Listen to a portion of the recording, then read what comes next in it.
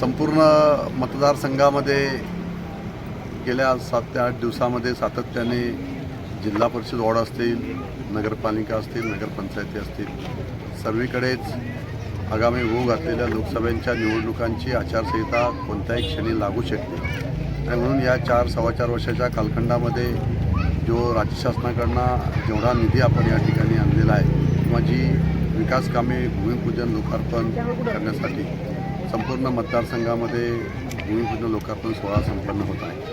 आज संपूर्ण दिवसभरामध्ये खालापूर नगरपंचायत हद्दीतील विविध विकास कामांचं भूमिपूजन आणि लोकार्पण सोहळा संपन्न होत असताना जवळजवळ संपूर्ण खालापूर नगरपंचायतमध्ये 13,30,00,000 रुपयाचा निधी या नगरपंचायतीमध्ये आतापर्यंत आपण मंजूर करून दिलेला आहे आणि त्या सर्व कामांचं भूमिपूजन, काही कामांचं लोकार्पण या ठिकाणी संपन्न होत आहे। संपूर्ण दिवसभरामध्ये अतिशय चांगल्या प्रकारचा प्रतिसाद संपूर्ण खालापूर नगरपंचायतीमधील असणाऱ्या सर्वसामान्य जनतेकडून या ठिकाणी येत आहे।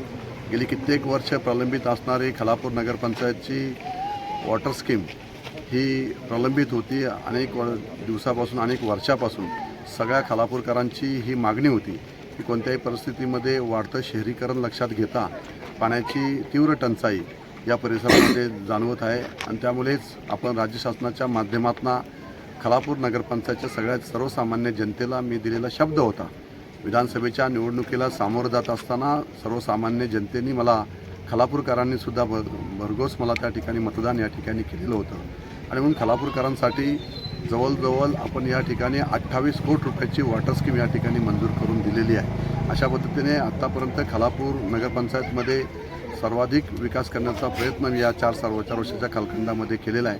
त्यामुळे मलासुद्धा या मतदारसंघाचा आमदार म्हणून मनस्वी समाधान, आनंद या ठिकाणी व्यक्त करत आहोत की जो शब्द मी या खालापूरच्या जनतेला दिलेला आहे तो शब्द आज खऱ्या अर्थाने पूर्ण होत आहे।